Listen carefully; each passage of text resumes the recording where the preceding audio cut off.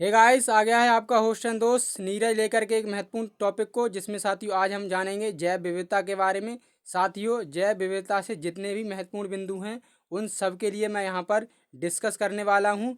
बहुत ही महत्वपूर्ण टॉपिक है साथियों। इससे क्या है, आपके हर एग्जाम में, चाहे वो कोई भी एग्जाम हो, सभी एग्जाम में 1 नंबर का पूछा जाता है।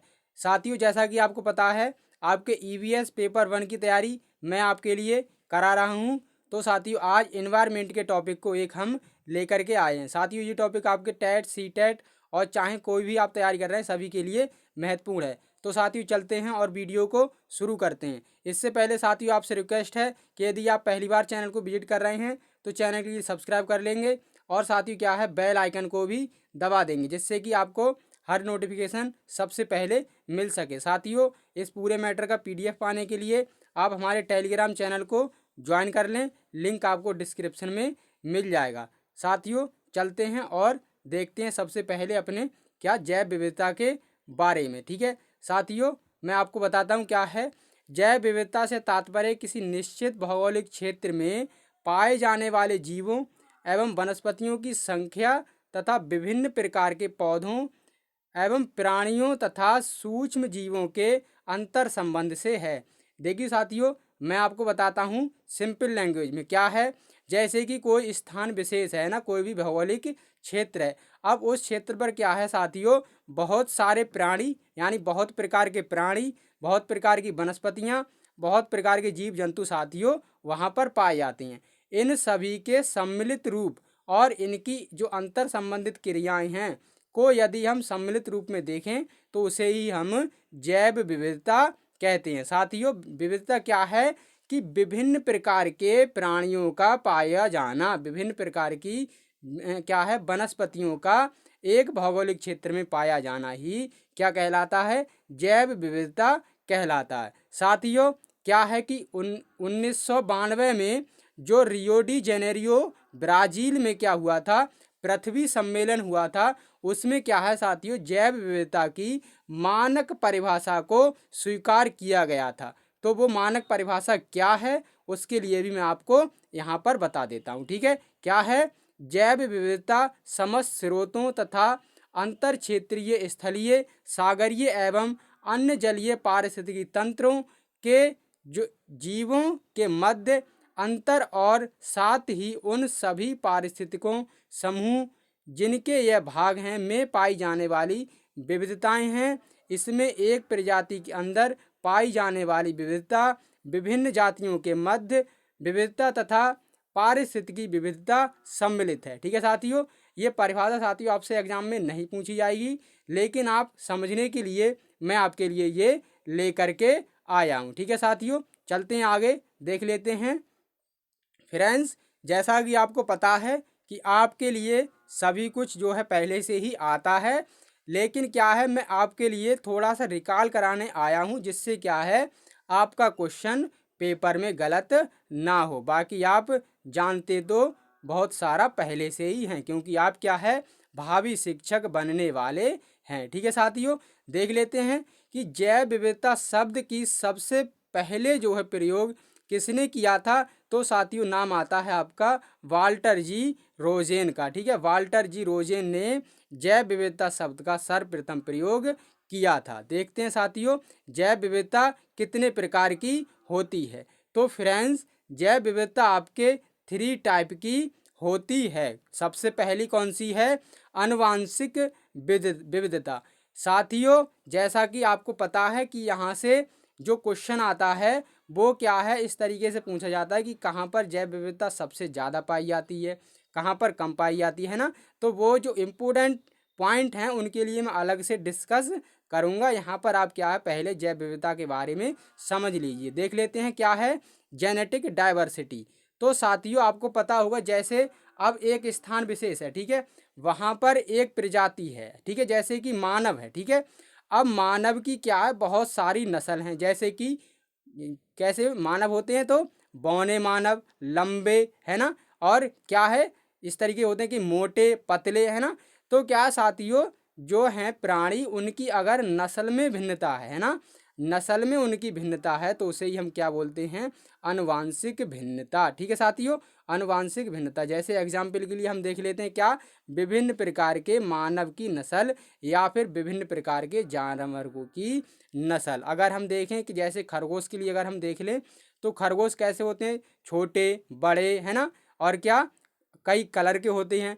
तो साथियों ये इनमें और परिवर्तन क्यों पाया जाता है साथियों, तो इनके जो जीन में परिवर्तन के कारण इनमें जो है परिवर्तन देखने को मिलता है कि छोटे हैं या बड़े हैं, काले हैं, है ना, भूरे हैं, इस तरीके के। तो ये जितने भी प्रकार के हैं एक ही प्रजाति के, है ना, प्रजाति एक ही होनी चाहिए, तो उसे हम क्या बोलेंगे, आनुवांशिक विविधता या फिर जेनेटिक डाइवर्सिटी बोलते हैं। अगला टाइप देख लेते हैं क्या है, प्रजातीय विविधता। ठीक है, तो साथियों क्या है प्रजातीय विविधता, तो एक भौगोलिक क्षेत्र या फिर एक पारिस्थितिक तंत्र। ठीक है, पारिस्थितिक तंत्र साथियों अगर आपको समझने में कोई दिक्कत है तो आप मेरे पहले के वीडियो देख लीजिएगा जो कि आपको प्ले लिस्ट में मिल जाएंगे। ठीक है, क्या है कि किसी पारिस्थितिक तंत्र के जीव जंतुओं के समुदायों की प्रजातियों, है ना, समुदायों की प्रजातियों में विविधता। कैसे साथियों, जैसे कि एक जगह है ना, अब वहाँ पर क्या है, जैसे कि मान लो एक गन्ने की प्रजाति है ना, वनस्पति के लिए हम अगर हम ले लें तो एक गन्ने की प्रजाति, अब गन्ने बहुत सारे हैं ना, और क्या है एक वनस्पति जैसे कि वृक्ष ले लें, अब वृक्ष में हम यूकोलिप्टिक ले लें, है ना, तो क्या है एक स्थान विशेष पर एक विशेष प्रजाति पाई जाती है ना, तो इसे ही हम क्या बोलते हैं, प्रजातीय विविधता बोलते हैं। किसी समुदाय के विभिन्न प्रजातियां, है ना, उदाहरण के लिए देख सकते हैं हम, है ना। तो साथियों ये समुदाय क्या है, यहाँ पर समुदाय में अगर आपको बता दूं तो साथियों समुदाय में क्या है, विभिन्न प्रकार की प्रजातियां, विभिन्न प्रकार की वनस्पतियां तथा उनके जो सम्मिलित जो अंतर संबंधित क्रियाएं हैं उनके लिए अगर हम एक रूप में देखें तो उसे ही हम समुदाय बोलते हैं। आगे देख लेते हैं साथियों, जो तीसरा प्रकार है जैव विविधता का, क्या है, सामुदायिक या फिर पारितंत्र विविधता। ठीक है, इसमें देख लेते हैं क्या है, एक समुदाय के जीव जंतुओं और वनस्पतियों एवं दूसरे समुदाय के जीव जंतुओं व वनस्पतियों के बीच पाई जाने वाली विविधता सामुदायिक विविधता कहलाती है। ठीक है, या इसके लिए हम पारितंत्र विविधता भी कहते हैं। तो साथियों क्या है, जैसे कि एक समुदाय, आप समुदाय आप जैसे कि आप ले लिए एक पारिस्थितिक तंत्र आप ले लें। ठीक है, ये एक जैसे कि मान लो कि टुंड्रा का या फिर हम ले ले के ध्रुव का जो है एक पारिस्थितिक तंत्र है। ठीक है, ध्रुवीय क्षेत्र का, तो यहाँ पर जो वनस्पतियाँ हैं वो एक विशेष प्रकार की, जैसे कि अगर यहाँ पर हम पेड़ देखें तो कैसे पाए जाते हैं, कटीले और शंकुधारी वन, है ना। लेकिन अगर दूसरा क्षेत्र अगर हम ले लें कहाँ का, जैसे कि हम ले लें मान लो उष्ण कटिबंधीय क्षेत्र का एक पारिस्थितिक तंत्र, तो यहाँ पर जो पेड़ होंगे वो दूसरे प्रकार के होंगे, यानी यहाँ पर प्रजाति दूसरी है, यहाँ पर प्रजाति दूसरी है ना। तो यही क्या है साथियों, ये सामुदायिक विविधता है। ठीक है, आगे देख लेते हैं साथियों, जो जैव विविधता से संबंधित महत्वपूर्ण बिंदु हैं। फ्रेंड्स मैं आपको बता दूं कि अब तक जो आपने पढ़ा वो केवल समझने के लिए था, लेकिन जो आपके पेपर में आता है वो यहाँ से शुरू होने वाला है। तो साथियों वीडियो के लिए बिल्कुल भी स्किप मत करिएगा और ध्यान से इसके लिए सुनिएगा। ठीक है, क्या है, उच्च अक्षांशों से निम्न अक्षांशों के तरफ जाने पर या फिर ध्रुव से भूमध्य रेखा की तरफ जाने पर, ठीक है, तो क्या होता है साथियों, जैव विविधता में वृद्धि साथियों ये होती है। कैसे साथियों, अब जैसे उच्च अक्षांश कौन से हैं, तो अगर मैं आपको बताऊं जैसे कि ये है आपकी अर्थ, ठीक है, तो इसमें ये क्या है भूमध्य रेखा, और ये ऊपर क्या होते हैं उच्च अक्षांश, जैसे कि यहाँ पर क्या है ध्रुव, जिसके लिए हम 90 डिग्री बोलते हैं। फ्रेंड्स ये अक्षांश क्या हैं, देशांतर क्या हैं, इनके लिए मैं अगले वीडियो में जो कि आपका ज्योग्राफी के तहत आएगा उसमें मैं आपके लिए लेकर के आऊँगा, वहाँ पर आपके लिए क्लियर हो जाएगा। यहाँ पर आपके लिए नॉर्मल मैं समझा देता हूँ। ठीक है, तो ये हो गए आपके उच्च अक्षांश, और इधर नीचे ये भी आपके हो गए उच्च अक्षांश, लेकिन ये क्या है 0 डिग्री, है ना, 0 डिग्री अक्षांश, या फिर इसके लिए बोलते हैं हम विषुवत या भूमध्य रेखा। ठीक है, तो जो भूमध्य रेखा के पास के क्षेत्र हैं इनके लिए हम बोलते हैं लो लैटिट्यूड, या फिर इनके लिए हम बोलते हैं निम्न अक्षांश। ठीक है, तो क्या है, अगर हम उच्च अक्षांश से निम्न अक्षांश की ओर आते हैं तो जैव विविधता में वृद्धि देखने को मिलती है। साथियों ये कैसे मिलेगी वृद्धि देखने को, देखो मैं आपको बताता हूँ। जैसे भूमध्य रेखा पर अगर हम देखें तो वर्ष भर यहाँ पर वर्षा जो है ज़्यादा होती है। ठीक है, और यहाँ पर सूरज भी वर्ष भर लंबवत रहता है, यानी कि जो परिस्थितियाँ हैं वो क्या है, वनस्पतियों के अनुकूल जो है, प्राणियों के अनुकूल होती हैं। ठीक है, जिससे कारण यहाँ पर बहुत तरीके की प्रजातियाँ, बहुत तरीके की वनस्पतियाँ, बहुत तरीके के जीव जंतु पाए जाते हैं। और अगर ज़्यादा तरीके की चीज़ें अगर पाई जाती हैं तो उसे ही हम ज़्यादा जैव विविधता बोलते हैं। ठीक है, आगे देख लेते हैं साथियों, क्या है कि जैव विविधता का जो दिवस है वो 22 मई को, ठीक है, 22 मई को जैव विविधता दिवस मनाया जाता है। ठीक है, क्या साथियों, भारत सरकार ने 2011 से और जो 20 का जो दशक है ना, 2011 से 20 तक का दशक, उसके लिए जैव विविधता दशक घोषित किया हुआ है। ठीक है, तो अभी अपना जो कौन सा चल रहा है, जैव विविधता दशक अभी जो है चल रहा है। सर्वाधिक जैव विविधता की अगर हम बात करें भारत में, है ना, भारत में सर्वाधिक जैव विविधता की बात करें तो कहाँ देखने को मिलती है, पश्चिमी घाट पर। ठीक है, ये पश्चिमी घाट कहाँ है, तो कर्नाटक, मुंबई जैसे यानी कि महाराष्ट्र, है ना, गोवा, और ये केरल का जो तट है वो किस में आता है, तो वो पश्चिमी घाट में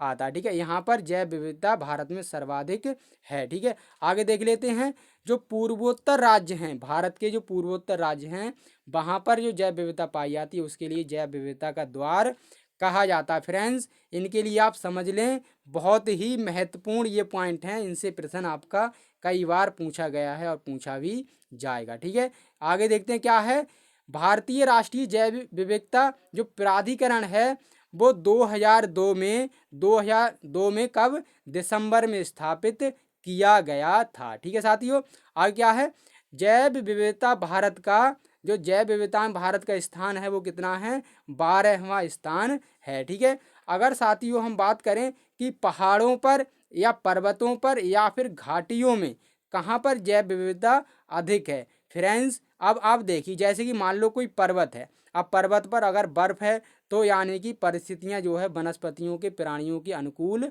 नहीं है ना, तो अब अगर अनुकूल परिस्थितियां नहीं है तो वहाँ पर जैव विविधता भी कम पाई जाएगी, कम प्रकार के प्राणी, कम प्रकार की वनस्पतियाँ पाई जाएंगी। तो उसे ही आप देखते कैसे कि पर्वतीय क्षेत्रों में उच्च चोटियों की अपेक्षा निम्न घाटियाँ जो हैं वहाँ पर जैव विविधता सामान्यतः अधिक पाई जाती है। ठीक है, और क्या है, उष्णकटिबंधीय जो वर्षा वन हैं वो विश्व के लगभग 13% भागों पर फैले हैं, और जहाँ पर क्या है, पूरे वर्ल्ड में अगर हम देखें यानी पूरी पृथ्वी पर, तो सर्वाधिक जैव विविधता हमें उष्णकटिबंधीय जो वर्षा वन है जो भूमध्य रेखा के पास में है वहाँ पर आपको देखने को मिलती है। अभी मैंने आपको बताया जैसे कि ये अर्थ है और ये आपकी भूमध्य रेखा, और यही का जो एरिया है वो क्या है, उष्णकटिबंधीय एरिया में ये आता है। ठीक है, तो यहाँ पर जैव विविधता सर्वाधिक पाई जाती है। आगे देख लेते हैं क्या है, उष्णकटिबंधीय वर्षा वन के क्षेत्र में कितनी पाई जाती है, तो 50% क्या है कि पादप प्रजातियां पाई जाती हैं, यानी कि